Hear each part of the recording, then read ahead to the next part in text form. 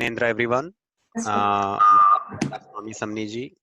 A hello and welcome, everyone. Thank you for joining JCSF weekly program uh, online. Today, we are continuing the series uh, of lectures on Science and Jainism, which is coordinated by Professor Samni Chaitanya Pragyaji and Dr. Samni Hem Pragyaji.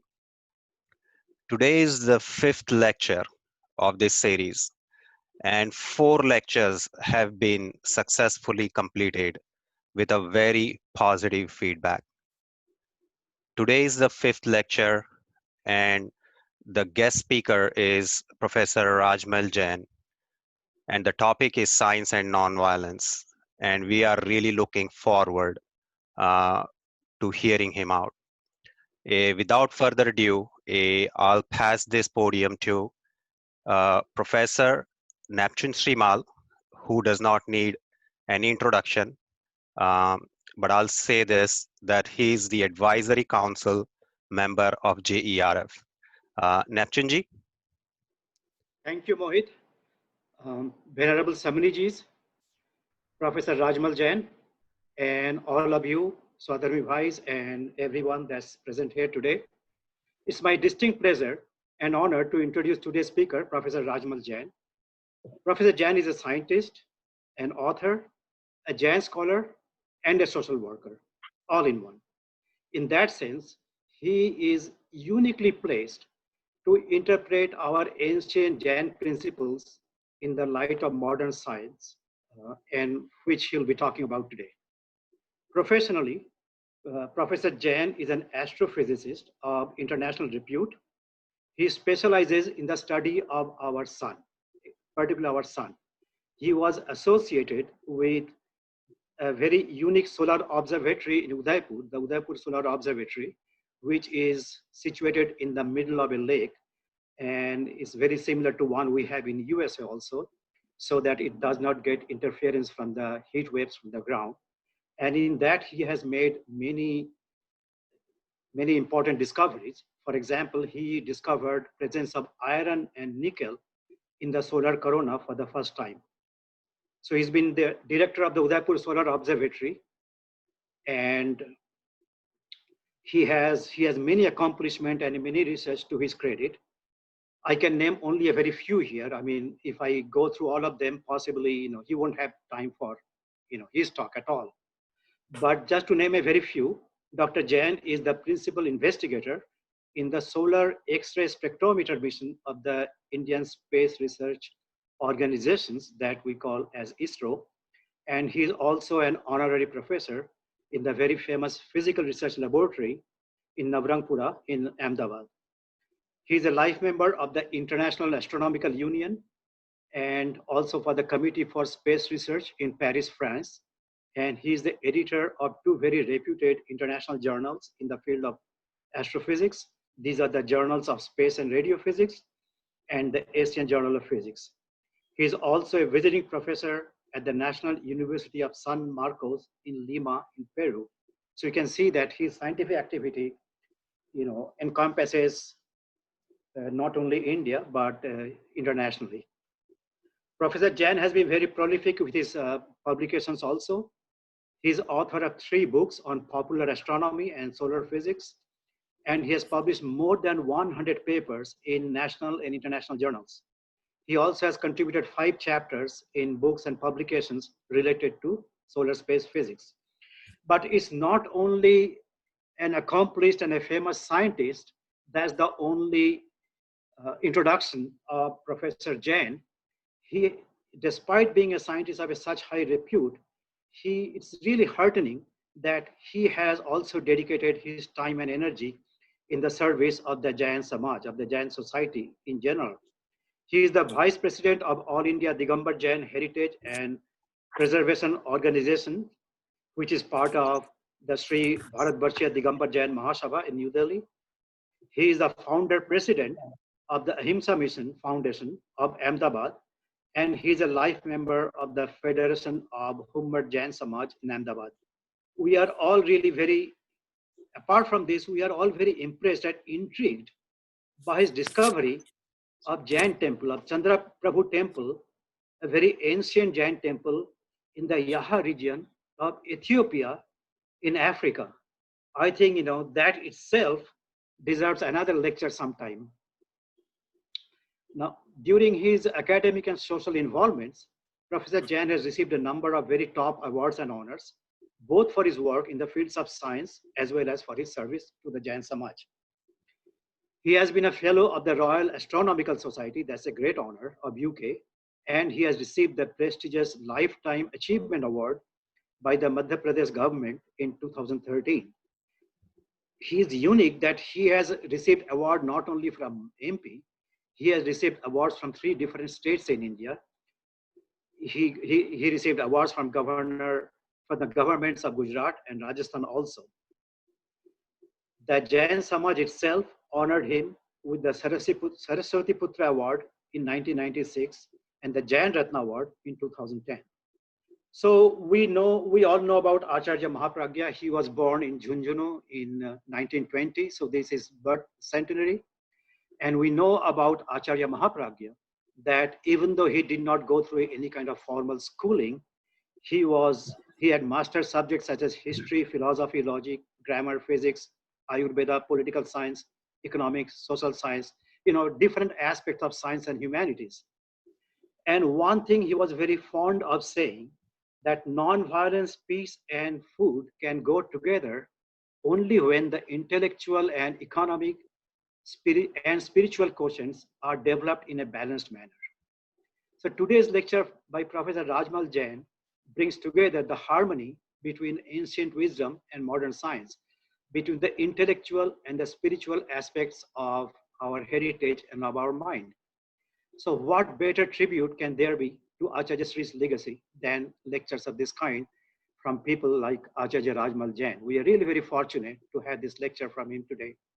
So without much further ado, I invite Professor Jain to illuminate us with today's lecture on the science and non-violence. Thank you very much. Thank you very much, Professor Neptune. Thank you, other participants. First of all, I would like to say thank you very much. And I'm really very sincerely grateful to Shramani ji, Chaitanya Pragya ji, to inviting me for this lecture and spend today some time with all of you. What I would like to say in my talk is very briefly this philosophy of non-violence, and much more than related what kind of modes and methods which we are adapting the whole world for the violence, and what are the really researches have been done on these issues of violence which have been endorsed, but we have not done much work as a tool to use these researches to spread the message of non-violence in the world. So the science part should have been used to spread, propagate the message of non-violence along the whole world, but this has not been done.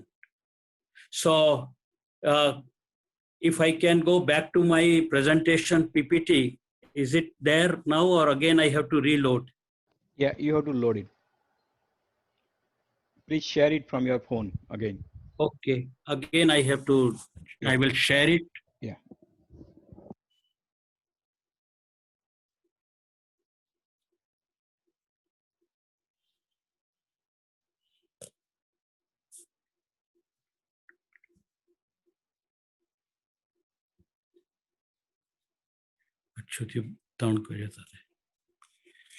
Okay, here it is.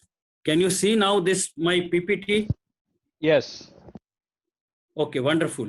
So basically, in this presentation, as I told,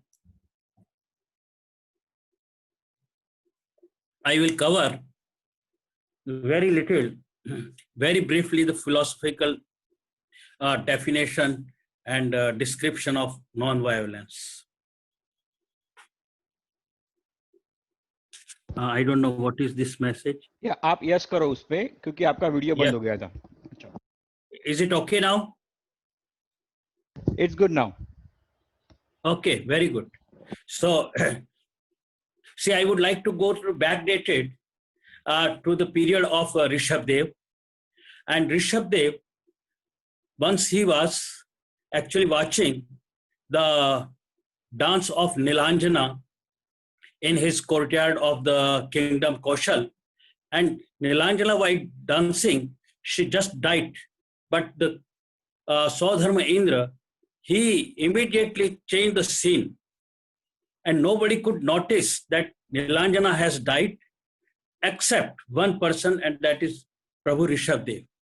Rishabdev, in almost like a microsecond or nanosecond, he noticed that Nilanjana died, and the new Nilanjana has been posted by this Saudharma Indra.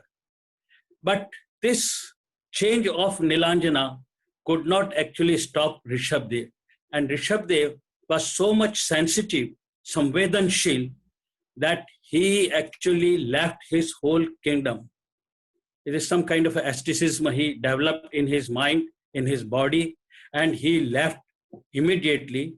And then renunciation, he became a monk, and he left everything. And that is what he had, some kind of a love with everyone. And that is the very important part. He then spent a message to the whole world, that universal love. And that is universal compassion. This universal love, that is some kind of a slogan or message he gave, and after Keval Gyan, he spread this message on this earth everywhere, that we should love to each and every organism, and we should try to make effort that we do not kill knowingly or unknowingly.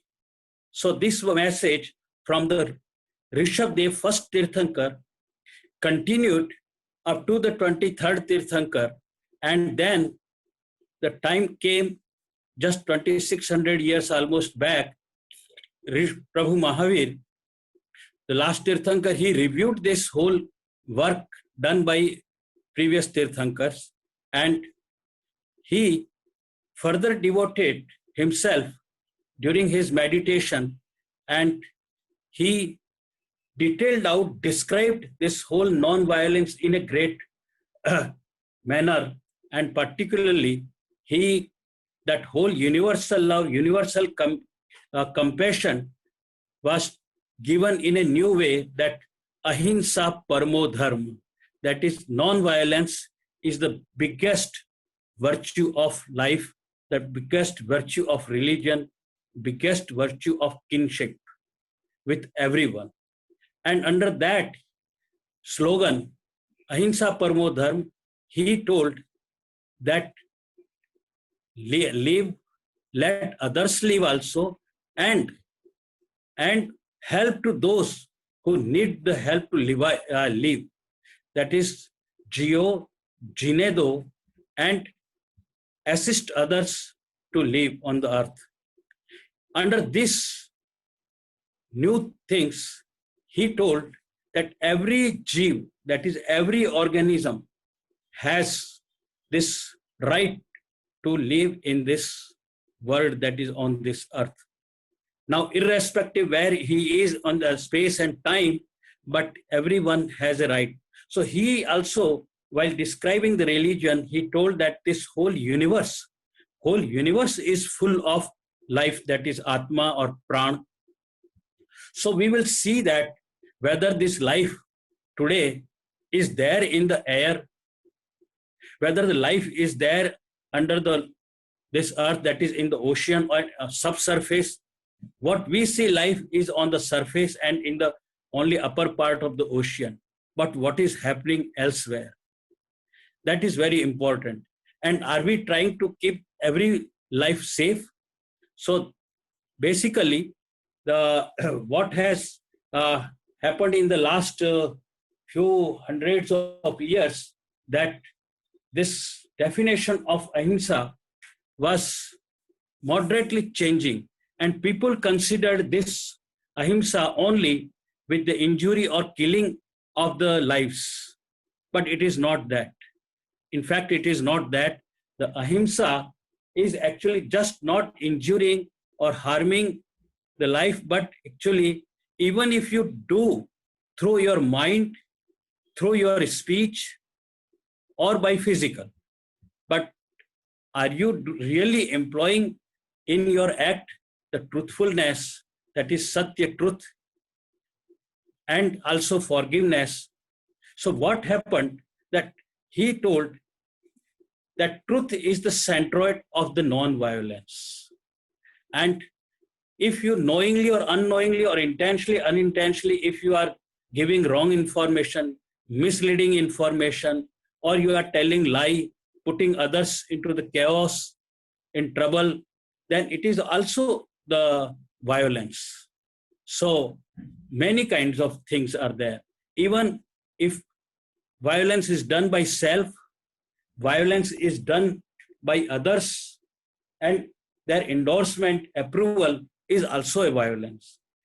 However, if you know finally that yes, it was your mistake, and you apologize for that your mistake, then the forgiveness is also an integral part of non-violence. So overall, the non-injury to any life, non-killing, truthfulness, and the forgiveness altogether make the non-violence, and that is very important.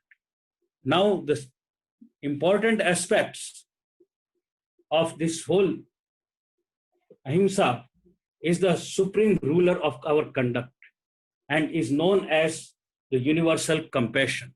Now, how much universal love and compassion, which was started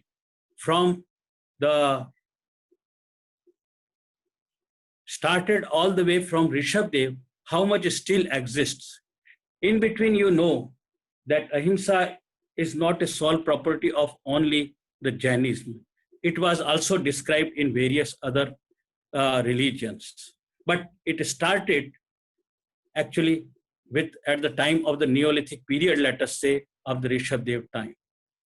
I would like to say the one real story which happened on this earth, that almost 6,000 years back, the Mahabharata era was there, and at that time, there was a war which is known as Kurukshetra war between Pandavas and Kauravas, and finally almost 166 crore, that is 1,660,020,000 people, big number, very big number, almost 70-80% people on this earth were killed.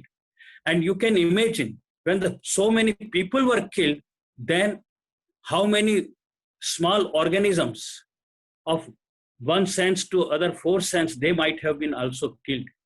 So it is billions and trillions of actually Jeeves were killed at that time. It was a big violence in the history of the earth. And after winning or victory of whole that Kurukshetra war, Pandavas finally ruled, but they were not satisfactory, and there was a guilty conscience, and they all went to go to the heaven, and in between the place there is a Badrinath where the Saraswati river flows. I myself also visited with my family and friends that place where the Saraswati finally killed Draupadi over there, and then she was not able to cross that river, and on the other side other Pandavas went and they also finally died except Yudhishthira. Anyway, that whole thing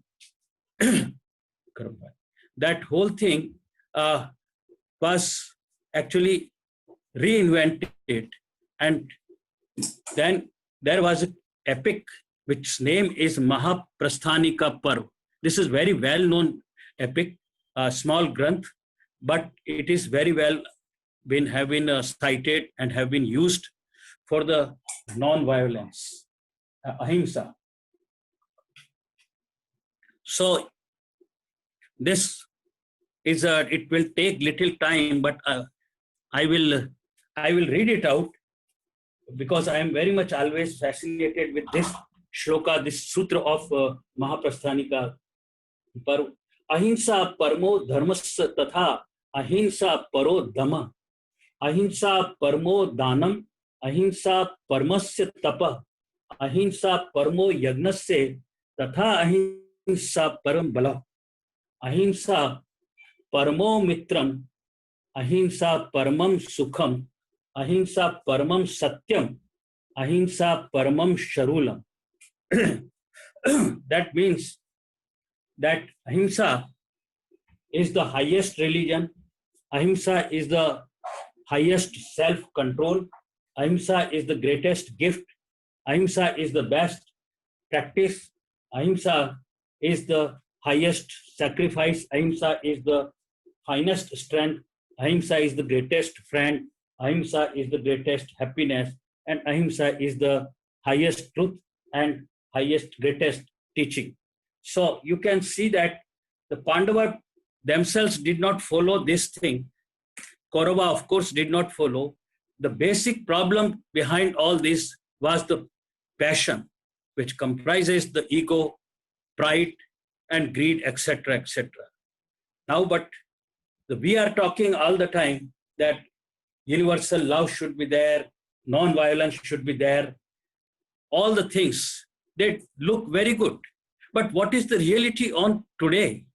How much this universal love is existing as on today in 21st century, particularly in the corona pandemic time?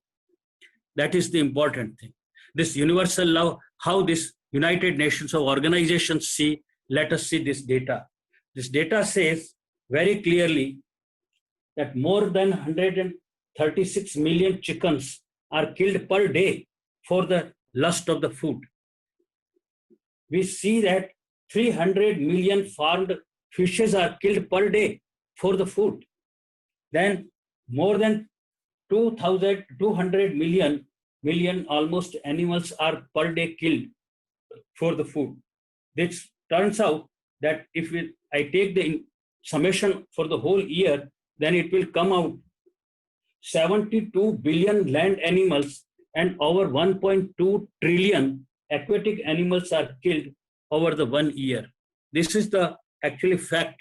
Now where the universal love, where the non-violence is lost, whether we Jain community did not actually carried out our duty to spread the message of the non-violence to the world. We need not to convert the people to the Jainism. Rather, we have to actually propagate the message, principles of Jainism to the world. In this connection, I would like to just give one actually result of my recent research work, which I have done very recently during this corona pandemic. And you can see in this picture what I have done, that I actually carried out the meat consumption per capita per year of the 120 countries data, which I got from the United Nations, that FO, that is FAO, that is I think Farming and Agriculture Organization, and the data for the death mortality due to corona only pandemic, only coronavirus, that is on the y-axis, that is from the WHO, World Health Organization. The population data I got also from the UNO up to the April data. And then you can see what I humbly request to the whole audience. X-axis is the meat consumption per capita per year, and y-axis is the mortality rate. I have not done much other, corrections in the data, but this is simply direct message of non-violence. This is directly message of the Shakahar, vegetarianism, that the death rate, mortality rate in the high meat consumption was 2 orders high relative to the low meat consumption. So this itself suggests that the immunity and as well as the non-vegetarian food are not good. Both are weak in that. Rather, the vegetarian food is really good. But this kind of examples, if we take to the world in a scientific way, then it will really carry some message. I'm very much proud to say, sir, that to all of you, that this, my research paper, has been read so far in 1.5 months by more than 17,000 people. And particularly this plot has become so much popular in the world that 1.4 million people have already used this and seen this picture. And this is not the end story. That actually, if you see that the next plot, which is I received from the United Nations, and you can see here that this x-axis is the time from 1961 to almost up to 2017, and the y-axis is the meat production, including both the land as well as the aquatic, etc. And this is in million tons, and in different parts of the world, that different regions, say for example, Asia, North America, South America, etc., Europe. And you can see what I would like to have your kind attention, that this meat production, instead of adopting non-violence, the people of the whole folk of the world, they are adopting this violence. They keep on increasing this meat production. Previously, some 70-80% were the people who were non-vegetarian. Currently, the UNO itself says that 85 to 90% people are non-vegetarian. Why it happened and how it happened? It means we are not performing our duty of propagation of the message principles of Mahavir, particularly non-violence, very properly and in a precise manner. We should do that thing also. This is my recommendation, and I'm committed to do that. Now, in this picture, I would like to have your further kind attention. If you see in the box some numbers in the yellow color box, that is, I have written, say for example, between 1960 and 70, some 40 by 6, and then in the next 42 by 5, and like that. That is the number, the top number in the numerator is the number of earthquakes which came in during that 10-year time. And the bottom, that denominator, is the volcanoes which appeared. The earthquake which I have considered is on the Richter scale more than 5, that is dangerous earthquakes. Similarly, on the VEI, that is volcano explosive index of the volcano, also very strong volcanoes. And you know that most of the volcanoes, out of every 3 volcanoes, 2 volcanoes erupt in the oceans only, and they cause then further the tsunamis, etc. You can see this number of earthquakes and volcanoes is keep on increasing as a function of this time, but increase in the production of the meat. However, as a scientist, and particularly a scientist of the background of solar physics and astrophysics and planetary physics, I would like to say, because I am doing work on that, I have found the relationship of the earthquake and volcanoes with the solar eruptions which are taking place, solar irradiance, sunspots, time, galactic cosmic rays, etc. But I always find by the best chi-square fit, the correlation 70 to 80% with all those events. The rest, almost you can say 20 to 30% is missing. Now, there is a question. Is that 20 to 30% missing part is because of this violence on the earth? That is, in terms of other way, I can say because the disturbance in the nature is disturbed, our biosphere and geosphere are disturbed. So I'm already doing in the process of the really detailed workout of all these things in a research work. But this is some kind of an initial message to the world that how the things are, this violence is disturbing our whole nature. Now, I would like to have your kind attention just to tell about the little bit about that, our atmosphere, Earth's atmosphere. I will not go into the detail, but because I want to take the real science part, and you can see here that the x-axis is the magnitude of the pressure, temperature, the density, sound speed, etc. Y-axis is the altitude, that height above the surface. And you can see that at the surface, or almost all the quantities are at their highest magnitude. But as we go up and up, they are coming down. But particularly, please note that around 30 kilometers, they are again temperature and sounds, they are keep on increasing. Means the temperature and sound are so much sensitive at 30 kilometers, so it covers the above the stratosphere and then increase and then again decreases. Means it will have some gap. So is it this 30 kilometer says something and above also is something?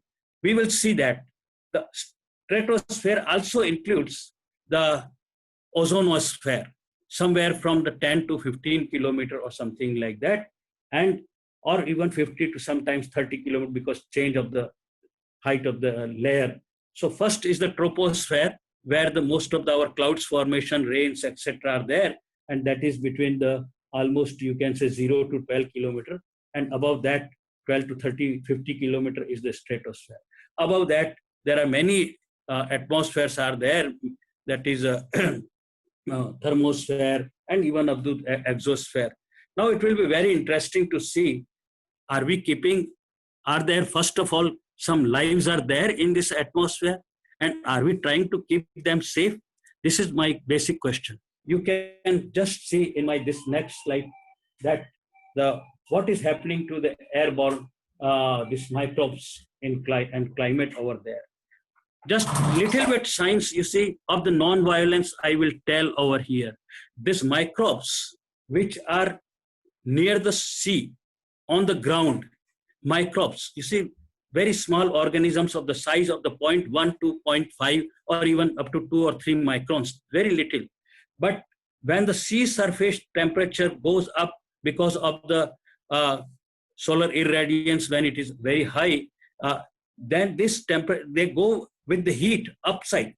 See, if they are live, then they understand that they have to go up, and we call them as a bottom up microbes. And they carry that heat and they go up, all the way up to the stratosphere, up to the 30, 50 kilometers. And then they circulate the ozone inside that, and they try to bring the oxygen down. This already have been evidenced by various kinds of people and researchers over there. And you can see that there are very high citation papers are there, which I have cited over here. And these microbes, when they go up, they bring the oxygen down, and during the hurricane's time, they come down, that is up bottom side, and they sit on the raindrops. See, the raindrop, that is water, and water also has some inside the another microorganisms over there, and they sit and they come down. And basically what we call them, that these microbes actually are the cloud condensation nuclei, that is CCN, and this play the significant role in our climate maintenance and good rains. And I would like to add one more, that they bring the pure water. Even they try to remove that acidity part, that acidic rains. So, but, and they have been forgotten by us. And this tropopause over here, then the next also in the 8 to 15 kilometer also, that is above middle atmosphere, etc. And similarly, they also play the important role. They exchange the oxygen from the top to the bottom and even to the high side. So if I integrate 3 to 30 kilometer, then in fact, an experiment was conducted by the Genesis and Rapid Intensification Process by the NASA in the almost 2012. And what in the sample, when they have taken with the cloudy and cloud-free and the 2 hurricanes time, and that sample actually showed, and that I will say here, if you can see, then this left arrow and right arrow, please have attention over there. And these are almost of the size of the fungi. And the top is for the bacteria, that which I am talking, and the bottom part is of the fungi. X-axis is the conditions, exposures which have been given. Y-axis is the, exposures, and X-axis is the different types of the things, microbes. What I would like to just convey here, the very important message, that the findings actually presented here suggested that the microbiome is a dynamic phenomenon. It's a dynamic life, and which has been underappreciated aspect of the upper troposphere, with a potentiality importing the whole impacts, and they are very important hydrological cycle for the clouds formation and maintenance of the climate. This is very important message, and this is the what I want to also conjecture over here, that this is the message was, I think, kept in mind by the Tirthankar Mahavir. At that time, there was no such science and technology.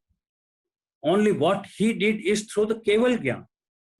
In the beginning of the Gyan, and then Manoparivan Gyan and Keval Gyan, all these things he came to know, which we are not even able to know, learn, even with the such high-tech instrumentation, etc.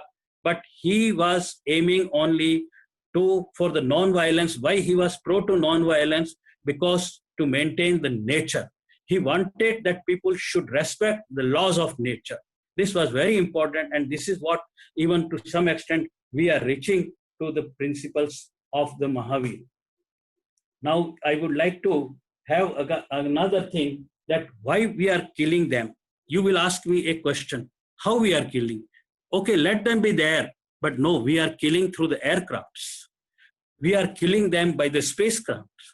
We are living by the defense industries, so many missiles we are launching, etc.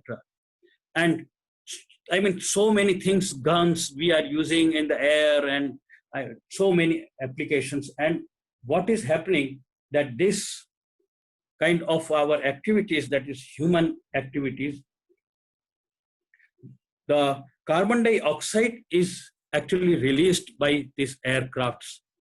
And this carbon dioxide is so much, and we already know that it is a greenhouse gas, and which actually plays an important role in increasing the temperature of the earth, which we call as a global warming, as well as this CO2 is also playing the role in the creating the acids, that is in hydrocarbons, and then oceans actually are produced as an acidification kind of thing. So now this is so many researches have been done. You can see the citations in this slide I have put up, and all the citations are on the very high impact factor cited over there. Now, this experiment basically, so much data has been gathered, and I would like to have your kind attention only on one thing, that in 2014 alone, 1 year, 8.3 million people actually flew per day. And in 2018, the global commercial operations of the aircrafts emitted 918 million tons. 918 million tons of carbon dioxide, which is significant, because even we are worried, actually our atmospheric scientists are worried even with the enhancement of CO2 by 0.5%. And here it is contribution to 2.4%, which is very, very much significant. And I think many of you may like to collect the data and see the many other papers on this link, which I have given over here. So I will humbly suggest that we should not actually try to kill the aviation industry, spacecraft industry. The military defense is also nowadays industry. They should take care of these microbes, which are actually the key factor for our climate. I would like to have your attention on another actually experiment which was done for this aviation production of the carbon dioxide, oxygen, CH4, and all other things. I will not take much time, and I will go directly. You can see in this carbon dioxide, oxygen, they are very much relevant, and they are with the fair data. And some particles which are soot, they are also very bad for the climate. So total has gone up by almost 20%, which is not good for our climate. Now, the message is very clear. If we see that aviation industry, this space industry, and defense industry are killing thousands of trillions, not 1 trillion, not 10 or 100, but thousands of trillions of airborne microbes every day. So now what we want to do with all these things?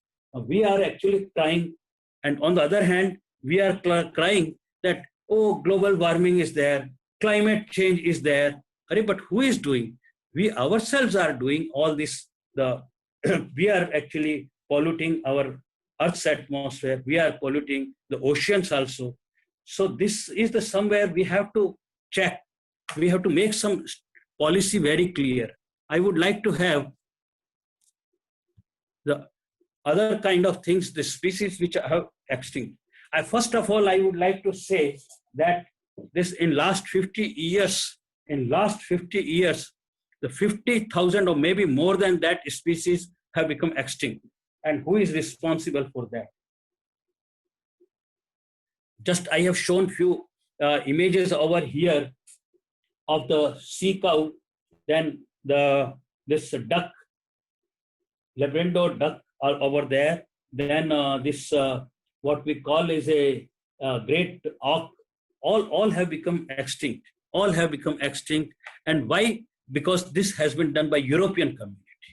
I would directly like to take the name also, because they wanted the eggs also. So they have collected the eggs and they have finished everything. Now these species are out of this world, and I don't know what will happen to this thing. Similarly, if I go to the real scenario, then you will notice that the people call, on the other hand, everything has become extinct. Now United Nations say, oh, there is a gap in the nature. But who has made this gap in the nature? Why don't you take the immediate measures for that? Why you are slow? Why are you working under so political leaders of the different countries? You see that almost more than 500 years this extinction is going on. Although I agree that oceans creatures are less extinct than on the land. But what recently some scientists like Douglas et al., they have published a paper in Science, and it has been cited more than 1,000 times actually. And what they say that 15 animals which are known to have vanished forever from the ocean so far, and on the land 514. But they say that if this will continue, then in next few years, the oceans will actually, the more number of lives of the oceans, they will become extinct. And once they will extinct, then this ecosystem will be in trouble for the millions of years. That is what message is coming from them. So why it is they are thinking like that? This is a big question. Why this non-violence is important? That is a big question. And accordingly, what I say that they think that similar kind of things by different animals in the past, such activities were done. They were killing the lower ones, then they further lower ones like that. And 5 extinctions have taken place on this earth in the past. And now we are also, actually, as per our culture of Jainism, we are in the 5th ara, that is Pancham Kal of our Kal Chakra. And the Bhagwan Rishabdev, actually born in the 3rd to 4th era, he spent his time. And after Mahavir, we have spent almost 2600 years. So currently we are in the Dukma period, and the next 6th ara will be Dukma, and then further 2 aras of the Utsarpani will be also of the similar nature. So maybe next 1 lakh year, I think that earth is really going to see the bad time.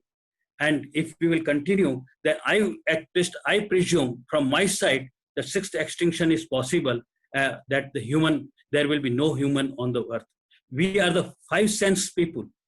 We have 5th sense, but the 10 with the virtuality is over there, that is mind is also there. And this mind, the God has given as a gift, but we are not using this mind to save this nature.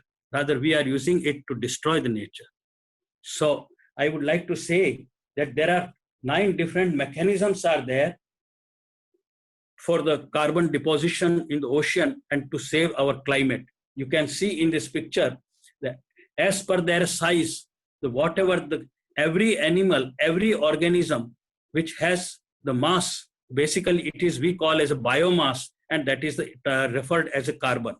And every organism has a capacity according to its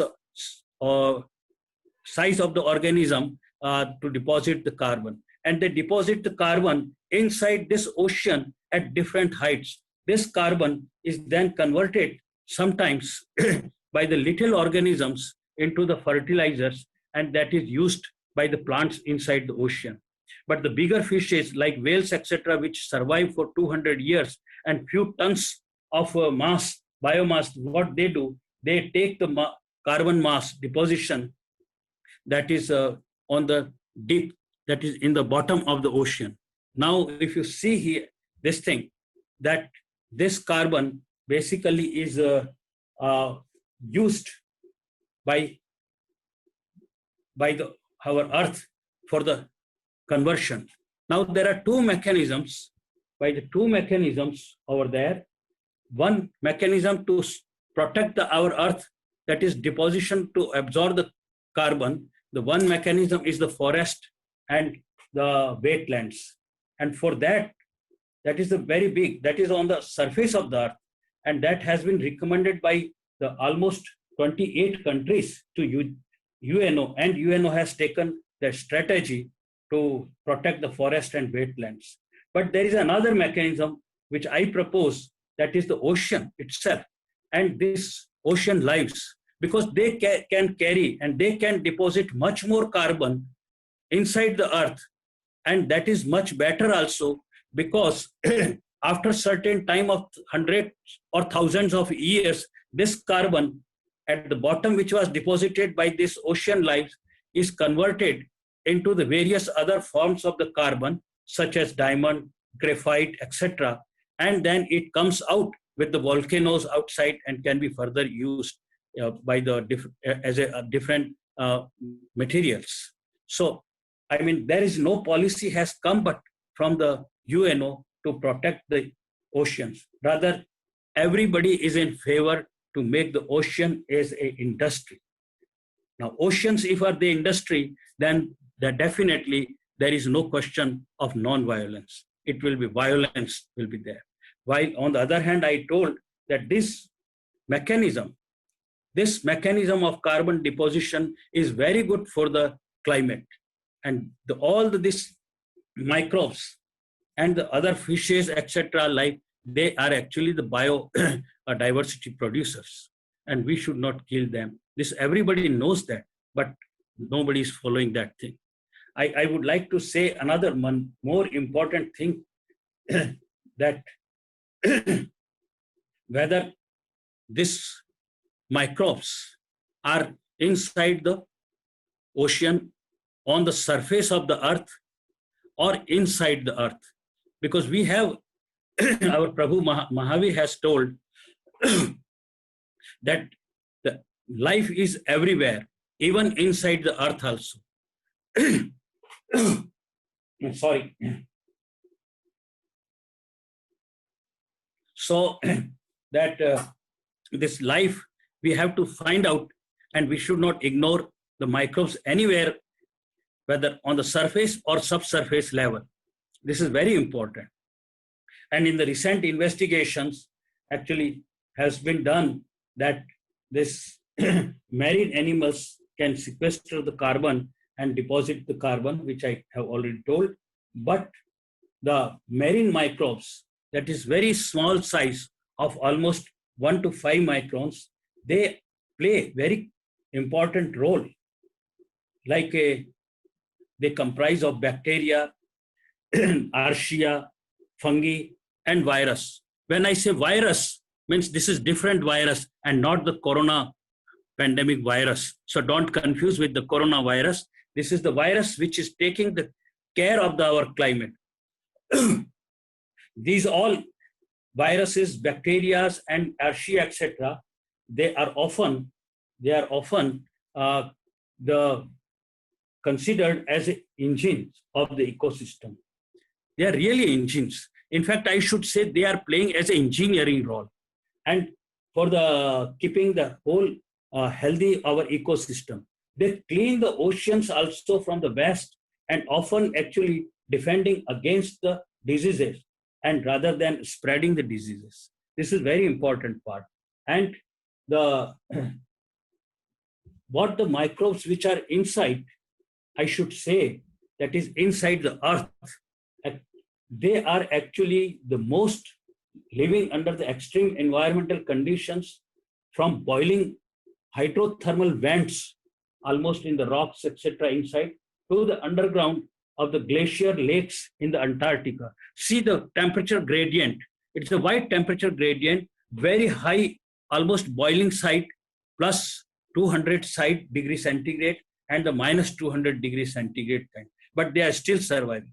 Now the people, when those who ask question, how the life is everywhere possible, but this has been proven by the scientists in various way, and already has been recently detected that at 2.8 kilometer up to the site has been microbes and organisms have been detected. The other important fact I would like to mention here to the all community, that this subsurface life we should not kill by any means, because that is our primitive life that can actually open the secrets, formation of the earth, and also the evolution of the human beings. So that is very, very important. And all these things actually, I think, were amazingly visualized by Mahavir. And he was always of the pro to the nature. Now we are not but doing our perfect work.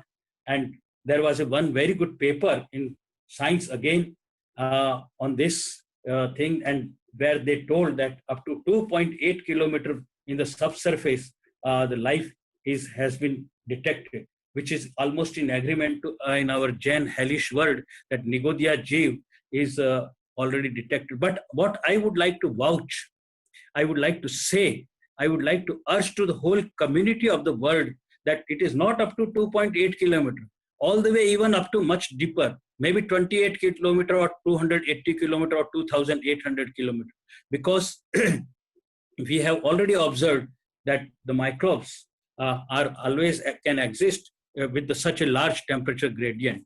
So this is very important point, and we should have in mind. But what we are doing, just like for the airborne microbes killing, we use that air jets, spacecrafts, our this defense machine guns, etc. Similarly here, we are doing mining. You see, the mining is actually killing so many animals and microbes over there.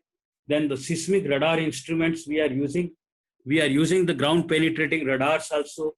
And by applications of all this, we are killing these small organisms, which actually carry the history of the evolution of the human being itself also.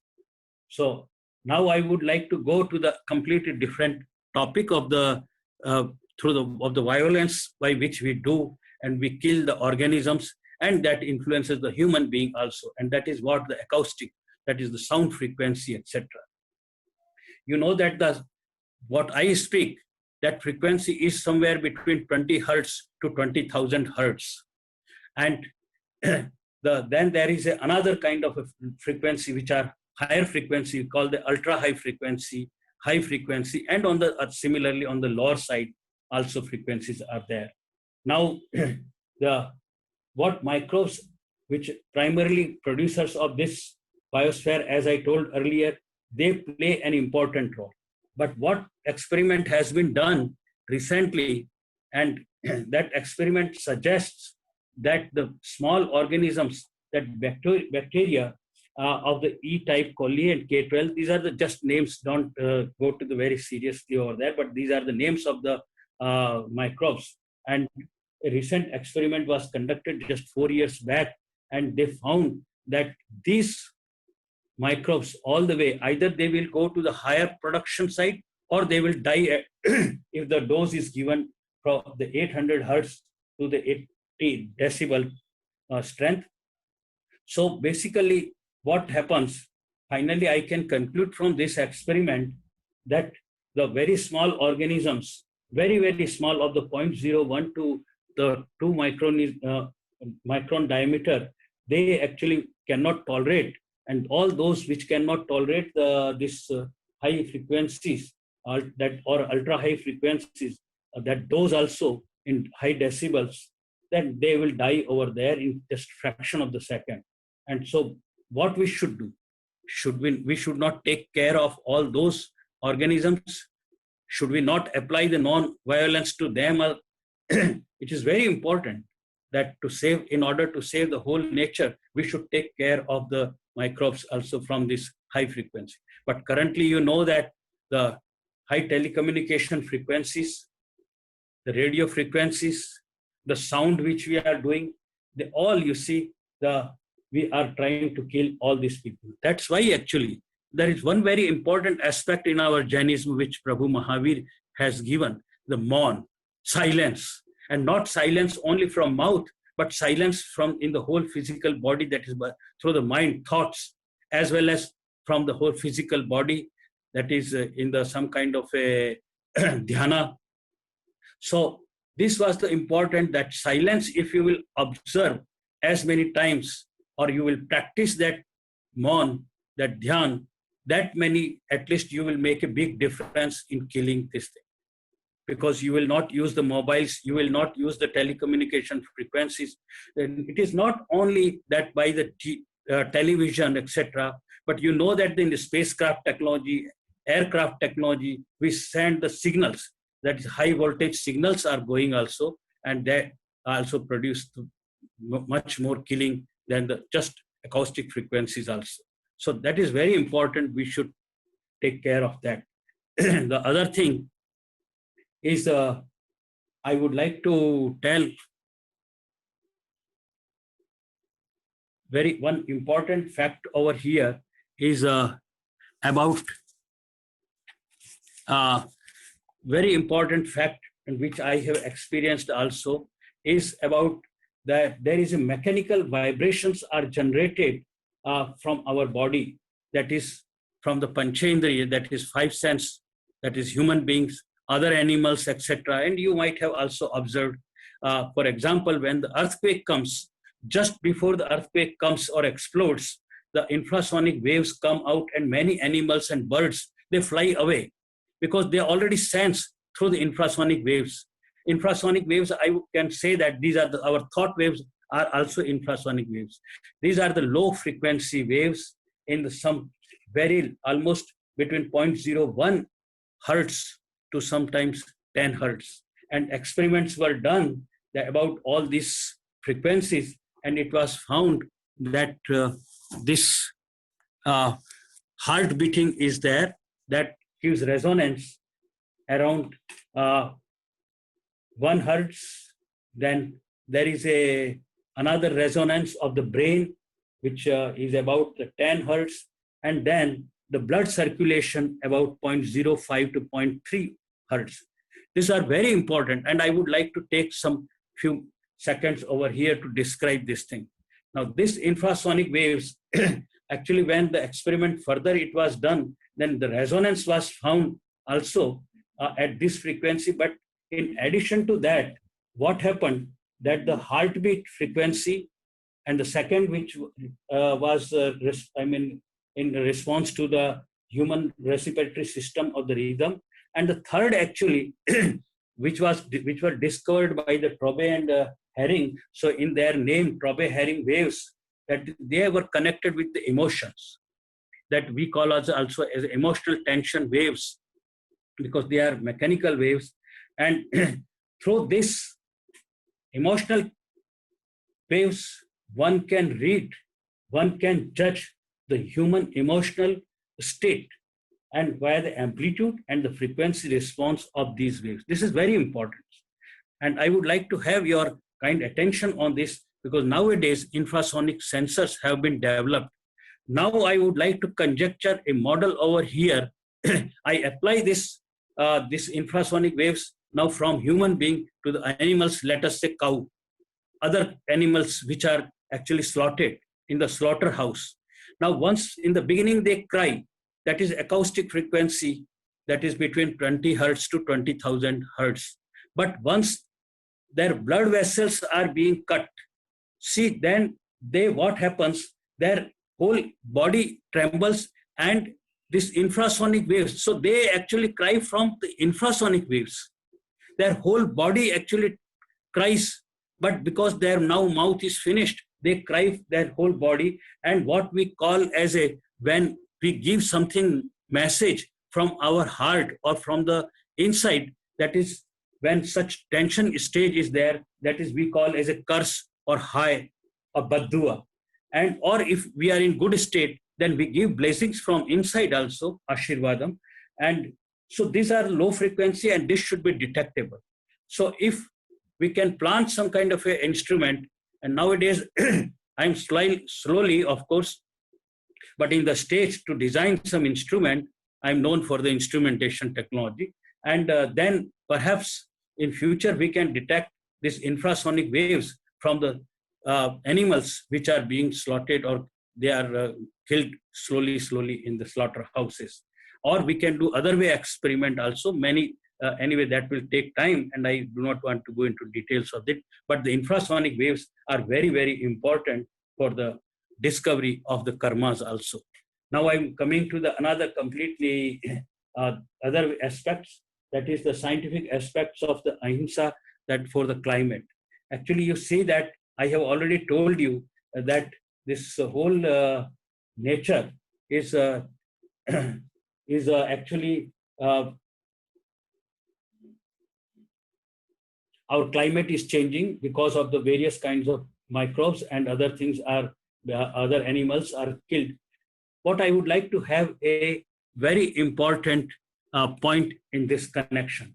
There was paper was published in Nature, and 30 microbiologists, first time it happened, 30 microbiologists from 9 different countries, and they made a plea, and they have given to the UN also and to the world community, that this unseen majority, that is microbes and bacteria, etc., and other, I should say animals also, which are not, we are not able to see them, but they make a bigger world on this earth. And how to save, how to protect. At least somebody has done this thing, although they are not Jains, but this initiative has been taken, and it is a very good initiative. And I would like to urge whole Jain community from all over the globe, we should, shake our hands with them, and we should join this vision and try to make some kind of a complementary to them, and some other efforts, so that we can save this organic world, of the small organic world, I should say, or the microbes world. So basically, this is a very big effort has been taken, and this bacteria, particularly, again, I would like to say, which I told in the beginning, that bottom up and the up bottom bacteria, which are actually playing the key role right from the sea surface to the up to the stratosphere, and they are forming the clouds, they are bringing the rains, etc.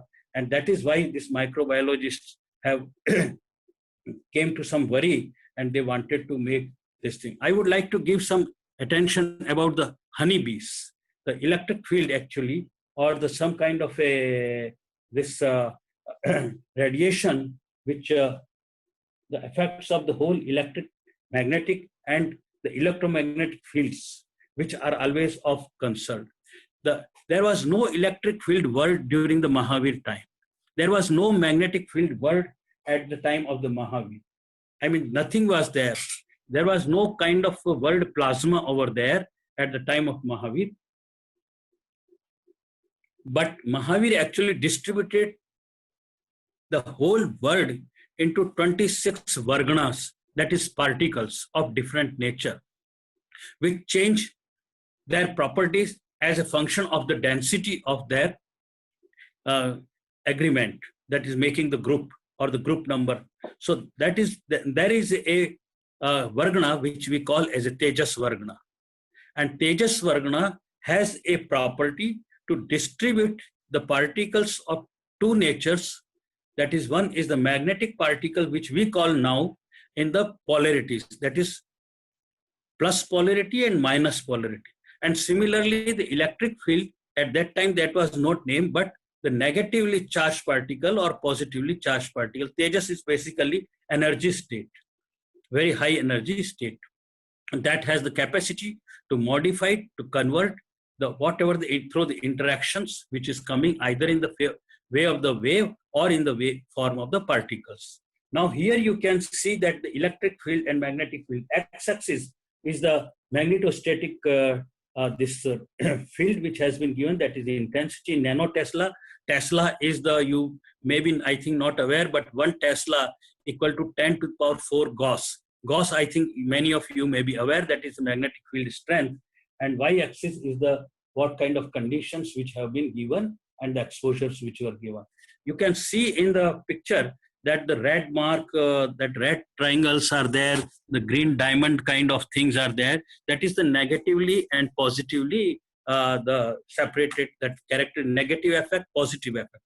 I would like to say under the influence of electric field or magnetic field separately or as a joint electromagnetic field, it is always dangerous. It is always very, very much dangerous, and negative effect or positive effect, both are very bad, because this force, electromotive force, actually changes its kinematics of the cells. So these both are acceleration kind of things, and it is not good, which has been observed in the honeybees over there. And honeybee is not a small microorganism. It comes under the category of animal. So you can feel that we are also always influenced by that thing. We can go to the other thing, that the very recently in 2016 there was a very good paper which published and which has been again cited many times. And in 2017 also one another paper was published by FIDE. What they say, that basically this electromagnetic fields, they affect the human beings. But it is very natural basically, because generally it has been told from our tradition that this electromagnetic fields we should not use, etc. So this forces actually changes our kinematics of our things in our body also, but various kinds of our effects, say negative effects of our immune system, our reproductive systems, etc., developing various kinds of diseases, all these things. So this has been confirmed, and in view of that, a European Commission formed a committee, and they actually submitted a report. So this all I would like to say, because I will run out of time, and this simple experiment was conducted on the birds, and it was found that the high frequency, the radiations which are coming from the electromagnetic field, so under this very high frequency or ultra high frequency, then you can see in the right hand side relative to the zero, that the mortality rate has been keep on growing over there under the different, when as soon as we are increasing the conditions of the electromagnetic field. So similarly, the high frequency rates actually are very dangerous. That is if I go to the magnetic field, then also on the birds, they lose their orientations, etc. with the 7 megahertz, or even I go to the 1.3 megahertz, but with different kind of a magnetic field in 480 nanotesla or 1.5 nanotesla, then basically they lose their orientation. And many times you might have seen the birds actually fall down suddenly without any cause over there, but that is basically happens because of the influence of the high electromagnetic radiations over there. Then the influence of electromagnetic pollution, there was a paper over there, and they say that according to this, the current technologies, basically all technologies based on the electromagnetic field applications. So all these are the source are currently, which are, they all have technologies produce the pollution from this electromagnetic fields.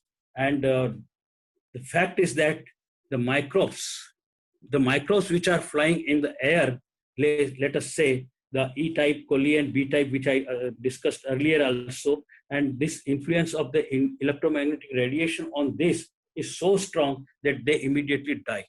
Now it means again by the electromagnetic field also we kill our the microorganisms. So in view of all that, and particularly a paper recently published in the Nature that the anthropogenic electromagnetic noise, and that disrupts the whole magnetic compass. Basically, we all are also a magnetic compass, because I am also a small magnet. Every bird which is the life is there, that is a magnetic needle. And in view of that, what I discussed with our Acharya Bhagwan, Shri Nandi Goshji Maharaj Sahib, as well as the Acharya Bhagwan, Shri Kanak Nandi Ji Gurudev, and what they told, that most of the electromagnetic field is the seriously impacting. Means the every wave, whether it is acoustic wave, whether it is electromagnetic radiation, whether it is sound waves, it is infrasonic waves, high frequency or low frequency radio waves, all they first interact with the Tejas body. And then this interaction will make some kind of result, what kind of activity has been done by you, and then that will be encrypted on our karman bodies. So every Atma Pradesh, I have shown over here a body, and above that physical body, and then above that karman body. So basically not physical body, I should say, it is at the top Adari, but internal body is Atma Pradesh, that is Atma, life, then the karman, and then Tejas. So every Atma Pradesh is basically a compost, is comprised of the three, that is Atma, Karman, and Tejas. Now, as a scientist, I would like to say that we should avoid. So every organism, and for the other organisms which do not have mind, we should avoid for them this electromagnetic fields over there. Because according to physics, it acts like a E cross B effect, which I do not want to go into mathematics and physics of that, but it acts as a pointing vector, and it it is directly impacting on with or interacting with our Tejas body, and then our encryption is written on the Karman body. It's a big, whole thing model on which I am working, and it is, I think, will be in tune or in synchronous to our Jain model, and the science both will work together. I hope so. Anyway, what I want to say in last 5 minutes, that this everywhere now there is a cry. We have done all the violent activities everywhere, in the air, on the surface, on the earth, in the ocean, and inside the earth also. And now we are crying. And why we have done this all violent? Because with the advent of science and technology. Science and technology put the nature to the service of the human being. And they gave too much. And the human being became much more greedy, and they wanted more and more. Now, as soon as this corona pandemic came, now everybody wants, everybody is crying that, oh, lots of problems are there. We have now destroyed our nature. We should protect our biosphere, geosphere. We are not doing this and that. Now they want. So what I recommend, that this 21st century, this is a good opportunity for the Jain community, Jainism, that during this time, at least we can propagate the message of the philosophy of Jainism, Jain Darshan, to the whole world in general, and particularly at least this non-violence, taking the advantage of the research which has been conducted. So everywhere there is a cry, and I would like to, everybody is asking, many people are asking me that you are a scientist and do you know that what is going to happen? What is the future? So I just say, see over here. Now this is some kind of a model and based on the real observations. So I would like to have now kind attention. The x-axis is the temperature 2000 years before the BC, that 0 is the BC time, and 2000 years after the BC. You can see this temperature is from the Greenland, that Arctic region, which is uncontaminated, unpolluted. And always we take the temperatures for comparison from there only, because it is always reliable temperature.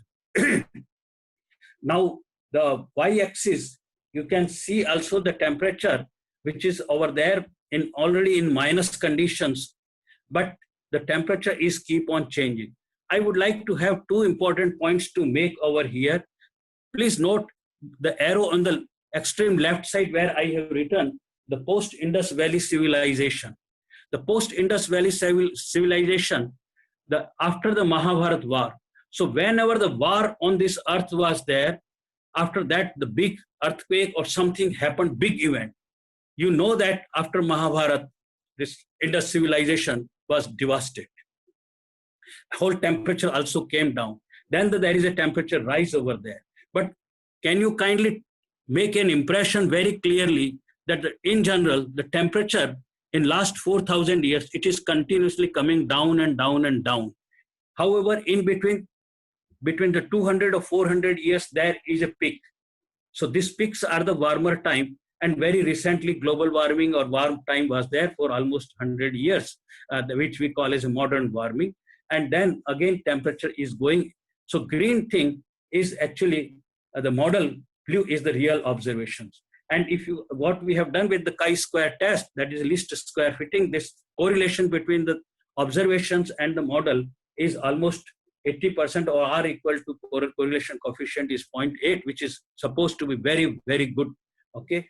Now I would like to have your attention another, that after the Mahavir I have shown by arrow, then there was a very big war, which is known as the Kalinga War, which was done by the Ashok Chakravarti. And after that war, again, you see the temperature went down. And then you also know that in the last century, Second World War, the nuclear weapons were used. And again, in the Kalinga War, 2 crores people were actually killed. And then in the Dayan River was full of blood. And here in this way also, this nuclear war, 1 crore people, the 10 million people were killed. Then now again but temperature, you can see that we are going in the 5th era and continuously temperature is going down, which suggests that in this next century, that is in current century of 21st century and 22nd, perhaps there will be, instead of global warming, there will be global cooling. And this will be definitely a going hard time for the people of the next generation, because we are not obeying the laws of principle of the nature. What I have done for the people, those who are interested from me to know that what will really happen in the 21st century. So I just have made a comparison with the 20th century, and as a scientist, whatever best models I have used and the real observations of the 20th century of the various kinds of disasters and calamities which took place in 20th century and the observations of 20 years of 21st century. So red letters on the right side is 20 years observation, and on the left side completely all observed 20th century disasters and predicted in the right side for the 21st century.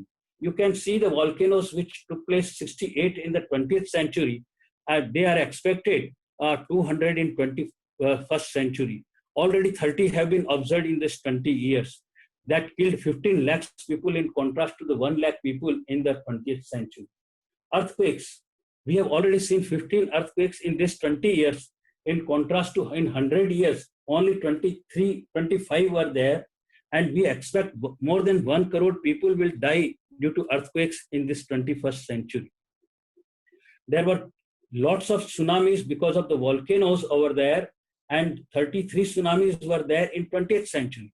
But we have already observed 90 tsunamis in different parts of this world over the globe, and we expect more than 230 in this 21st century.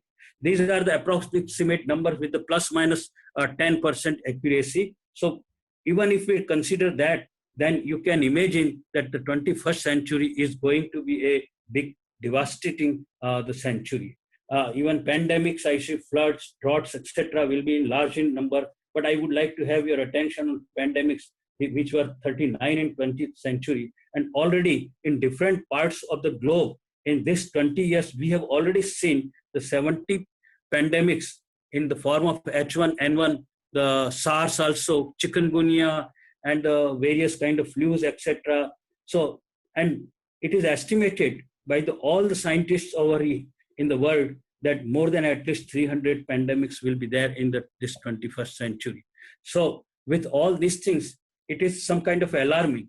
It is alarming that why we are after all not planning, why we are not planning some kind of a strategy to save our nature. At least if we cannot,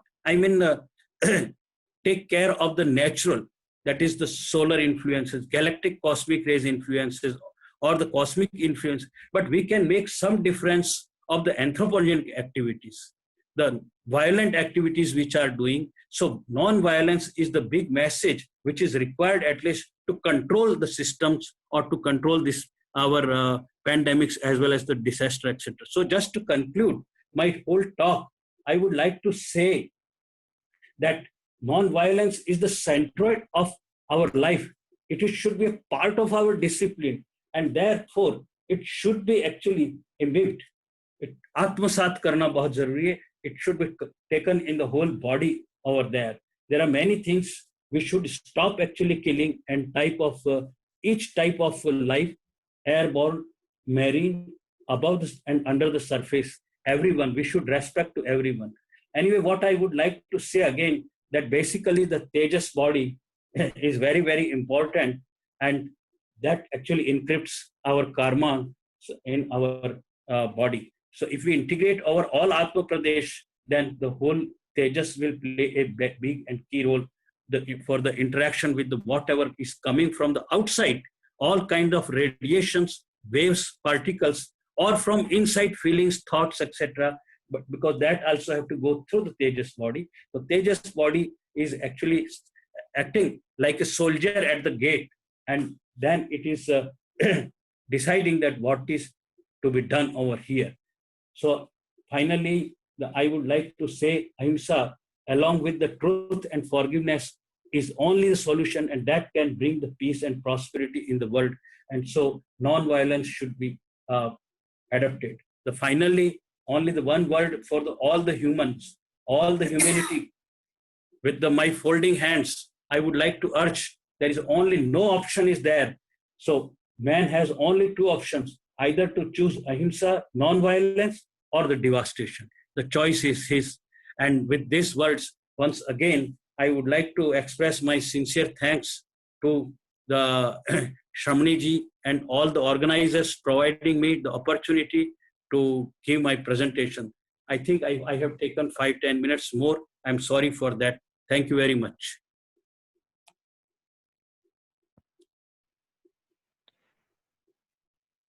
Thank you very much, Rajmal ji. That was an amazing and excellent presentation, actually. You started off with the definition of a non-violence and then went on to Mahaprashthanika Parv, which was extremely important, and then really explained the complicated theories in more simplistic ways. So let's open up for some questions. I see some things in the chat. People are very, very eager. Okay, very good. So Neptune ji, you have something to say? Yeah, it was an exciting and very interesting talk, Rajmalji. Thank you very much for this wonderful talk. I mean, even from a very hardcore scientific mind, there are lots of stuff that you put in there that we cannot really ignore. And as I was listening to your lecture, there's some of the thoughts that came to my mind also. For example, you mentioned about the microbes in the ocean, and of course we teach our students also. If you look at the planktons, which are the microscopic bodies in the ocean, there can be phytoplanktons and zooplanktons, and the total biomass of these planktons together is more than the total biomass of all other organisms in the world combined. So anything that's affecting these planktons is actually affecting the life in the earth in a much bigger way than, say, like killing an elephant or a whale. So that was a very important thing. The other thing that you mentioned about the various kinds of waves that are affecting life in the oceans particularly, and we all know that the means of communication in the oceans are through sound waves. I mean, oceans are practically opaque to electromagnetic waves and opaque to light waves. So we cannot Yes. use radar, we cannot use radio. So the means of communication is sound waves. And we all know that effect of Navy sonar, for example, the Navy uses sonar for communication that are killing the Yes. whales, the beaching of dolphins, beaching the whales. So if this can affect the big animals in such a big way, I'm sure that it's possibly affecting microbes in a big way also. The other thing you mentioned about the atmosphere, and we also know how our using of aerosols of chlorofluorocarbons and various kinds of chemicals, and possibly, Yes. possibly the exhaust from the aeroplanes also that you mentioned, that you highlighted so, so vividly, it created the ozone hole. And we know that ozone hole allows more electromagnetic, more ultraviolet rays to penetrate to the earth. And there already has been established studies that those extra ultraviolet rays have killed planktons, have affected corals and various kind of organisms in general, and that causes mutation even in humans, for example. For the people who live on our earth, is causing more skin cancers because of more ultraviolet rays. So Correct. they all highlight, they basically, all of these things underline what you have been telling on this very exciting talk. Only one thing that I keep on thinking is, for example, in the ozone hole, when the humans got together and the UN had we have protocol, and we, within 30, 40 years, Yes. through concerted action, we have started mending the ozone hole. Similarly, for the Navy sonars in the oceans, and for example, the extinction that's going on in the ocean of various kind of whales, UN did come together actually. And we have Law of Seabed Treaty, and we have marine sanctuaries, and we have banning of whaling in various parts of the ocean and various times of the year. So all what we are seeing now is the whale population is also kind of recovering from the brink of extinction. So basically what you told us, and what I understand also, that if we go through the path of ahimsa, if we really come together and make a concerted effort throughout the world, we, I mean, not only a future is bleak, but if we come together with very little effort, within 40, 50 years, we can revert it back again to, more healthier life, more healthier world through non-violence, the way you underlined. Thank you very much. That's all I wanted to say. What I would like to say, if we cannot revert, but at least we can make a big difference. We can, hello? Yeah, we are able to hear you, Rajmalji. Yeah. Go ahead. Yes, at least we can make a big difference. And that is necessary. And that can be done with the application of non-violence. We have to propagate the message of non-violence using these researches. This research is because people nowadays understand the science language. They want evidences. They just don't want to accept through the philosophy. So we have to combine the philosophy and the science part, both. And absolutely, that's why I choose actually today that my intention to choose this topic of science of non-violence, basically that how we can go ahead throughout the world.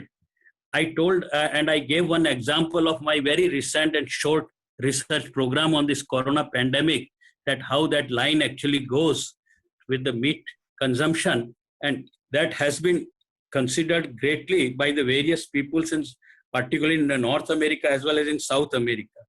That is a small effort, but now some big effort in intervention is required at the UNO level also. So that every country at least accept to some extent to stop this killing.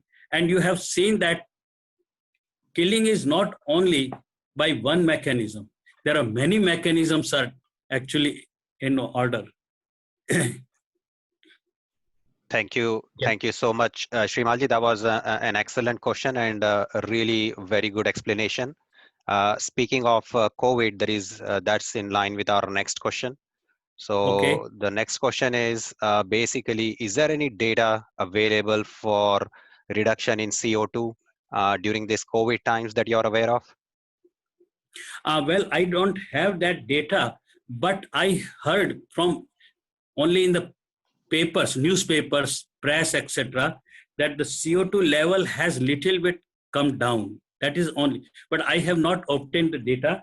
But I think that CO2 level data is not a big thing. We can ask, USGS, that is United States Geological Services over there, because I get all the earthquake, volcanoes data from them only, because it is filtered and corrected data. So what I have to get is from NOAA, National Oceanic and Atmospheric Administration. So they can provide the data. I think I can get the data, but not immediately, perhaps. Okay. No, Mohit, that. Thank Mohit, you. 1 second. But, Rajmal ji, if आप I go camera में go नहीं as a दिख रहे. I'm sorry. आप कैमरे के सामने नहीं दिख रहे. Can you go and see? Look at your phone. Video of कर रखा है. आपका कहाँ गया? It is now off. I think from your side. No, make it on. It was on, but it was looking at the on the ceiling. It's not looking at you.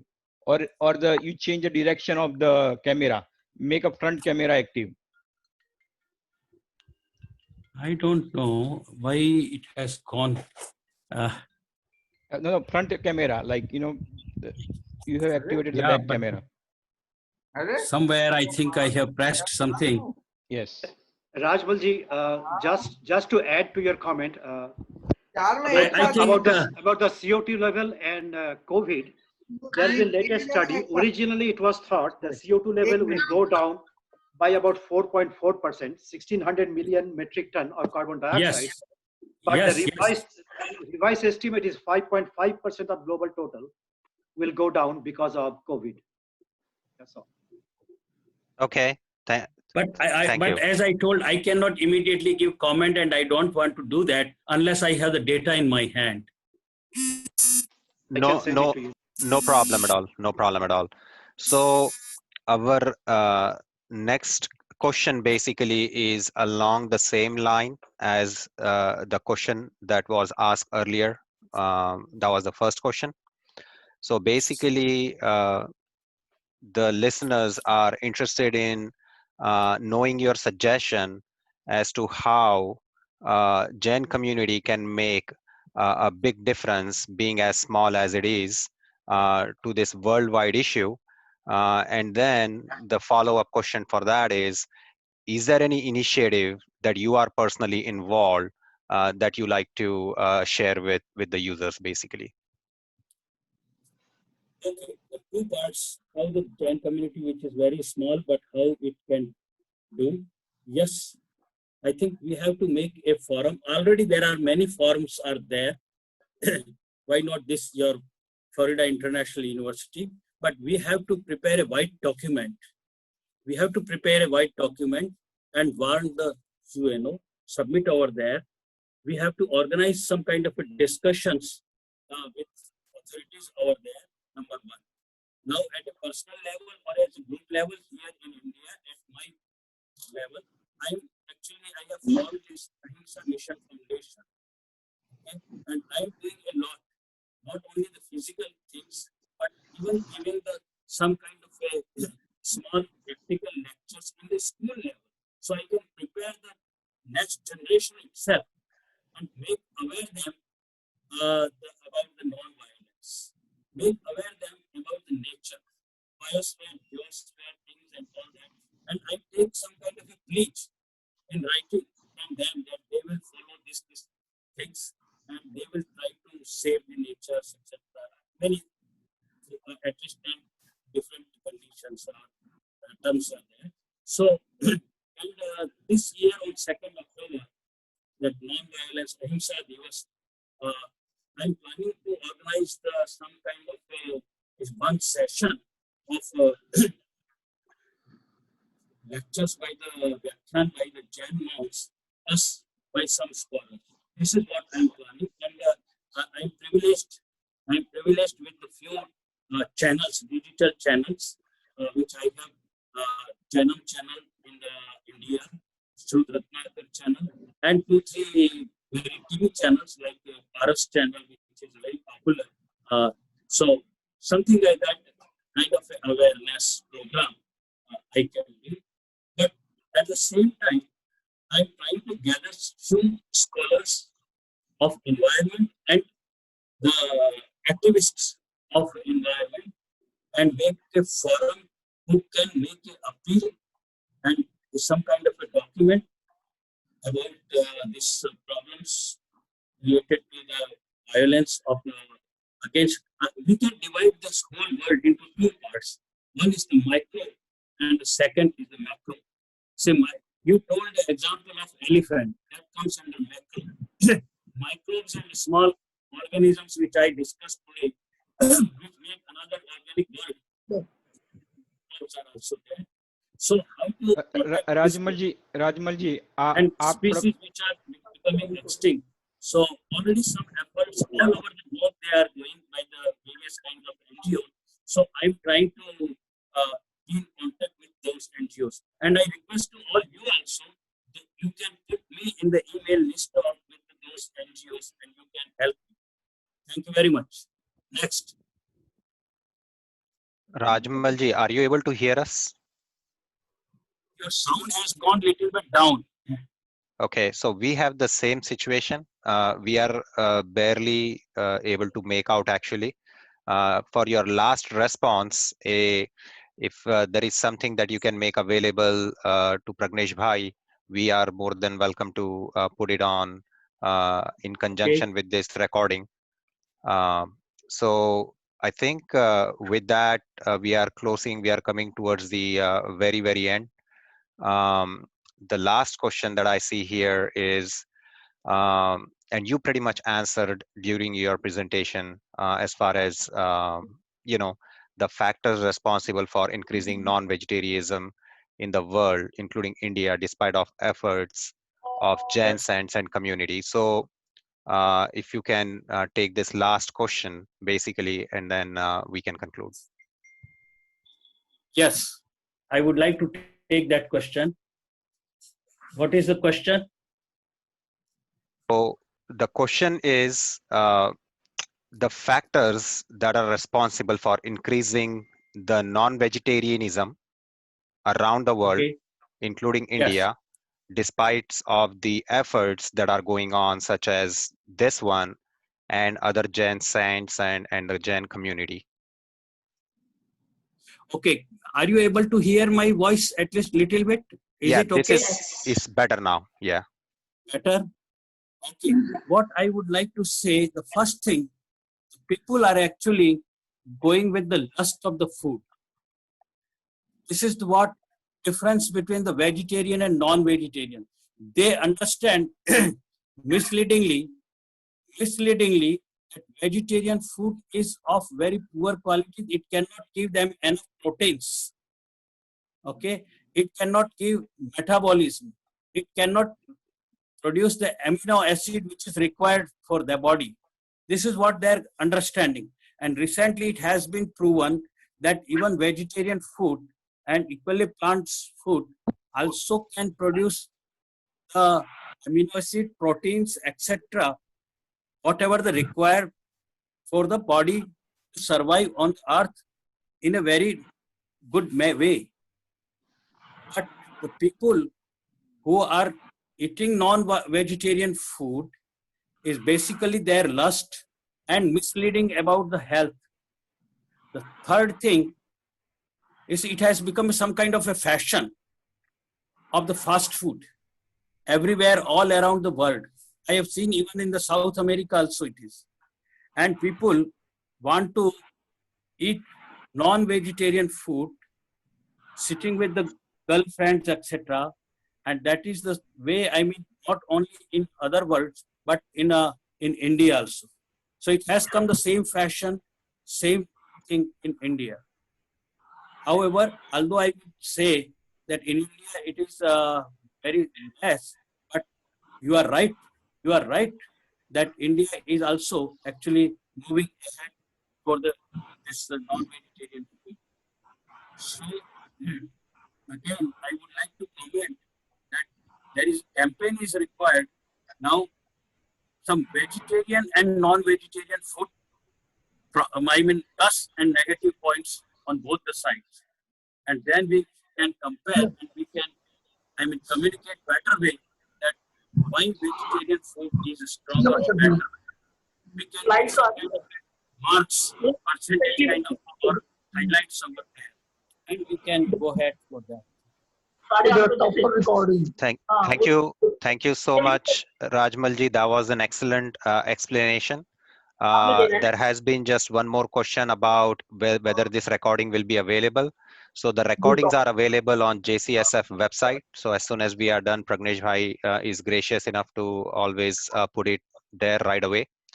Now with this, I like to close question and answer and then pass it on to Shamni ji for final words before we give it to Bharti Ben. Go ahead, Shamni ji. I am very much thankful to Professor Rajmalji Jain for his excellent and very scientific lecture on non-violence. We have seen all the different scientific data, authentic data from his lecture, that how violence is creating so much problem before mankind, and what is the role of human beings in creating such kind of pandemics and ecological imbalance and environmental pollutions. We have to think of it and how we can revert from this kind of situations. So he has rightly indicated that this is the right time for the Jain community to take initiatives to deal with these global issues by promoting this principle of non-violence, which is for universal love, and also for taking care of all different type of species on the earth, inside the earth, outside the earth, on the earth, and in the environment. So it is very true. When we read Acharang Sutra especially, you will see that Mahavir starts teaching non-violence by teaching about all these microbes. He says that these are the microbes, first we have to take care of them, because they are making balance in the ecological system of the world. If you ignore these microbes, you are threatening your own existence. So Mahavir rightly and very clearly states in Acharang Sutra that Je loyam abhai khai se attanam abhai khai. One who overlooks the microbes, he overlooks his own existence. So this is very clear message from Mahavir that how we can think of all different types of living beings, and especially of the micro living beings. In Pragyapana Sutra, we are reading right now Pragyapana Sutra, and we have found that there are 6 types of such micro living beings, and they are invisible to human beings.